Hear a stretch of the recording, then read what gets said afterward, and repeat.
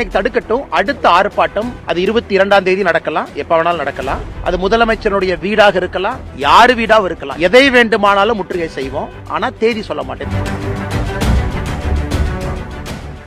அண்ணா, பத்திரிகை நண்பர்களுக்கு காலை வணக்கங்கண்ணா. இது ஒண்ணுமே இல்ல. அதாவது ஒருவருடைய மடியில கனம் இருந்தா மட்டும்தான் வலியில பயம் இருக்கும். இன்னைக்கு திராவிட முன்னேற்ற கழகத்தினுடைய அரசு மாபெரும் தவறு செஞ்சிருக்கிறாங்க. அதனால பயத்தில் இருக்கிறாங்க. ஒரு ஜனநாயக முறையில் ஒரு ஆர்ப்பாட்டம், ஒரு போராட்டம் செய்யும் பொழுது குரல் வலையை நசுக்க வேணும்னு நினைக்கிறாங்க. ஸோ காவல்துறைக்கு இதுதான் வேலையா. கிட்டத்தட்ட தமிழ்நாடு முழுவதுமே ஒரு 6000-7000 பேர்த்து டிப்ளாய் பண்ணி ஒரு இடத்துலையும் செய்யறாங்க. அதனால இன்னைக்கு தடுக்கட்டும். அடுத்த ஆர்ப்பாட்டம் தேதி சொல்லாம நடக்கும்.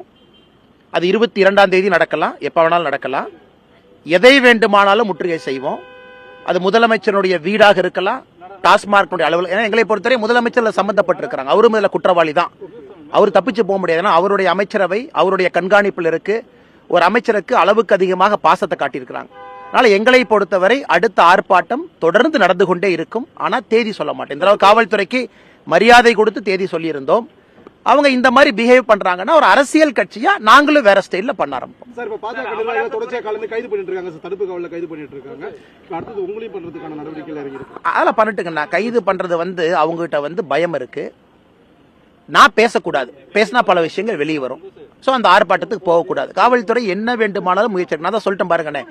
அடுத்த ஆர்ப்பாட்டம் தேதி சொல்லாம நடத்தும். அது 22ஆம் தேதியாவும் இருக்கலாம், வேற தேதியாவும் இருக்கலாம், யாரு வீடாவும் இருக்கலாம். எங்களை பொறுத்தவரை இந்த டாஸ்மாக் ஊழல்ல யார் குற்றவாளிகள் என்று நாங்கள் கருதுகின்றோமோ, முதலமைச்சர் உட்பட எல்லோரையும் ஜனநாயக முறையில முற்றுகை செய்வதற்கு எங்களுக்கு உரிமை இருக்கு. அதனால நாங்க நிச்சயமா செய்வோம். டாஸ்மாக் ஊழல்ல ஈடி சொன்னது 1000 கோடி முறைகேடுன்னு சொன்னாங்க. அது மட்டும் தான் இருக்கு நினைக்கிறீங்களா? அதை விட அதிகமான ஊழல் நடந்திருக்கும் நினைக்கிறீங்களா சார்? அண்ணே, 1000 கோடி ரூபாய்க்கு மேலைங்கண்ணா.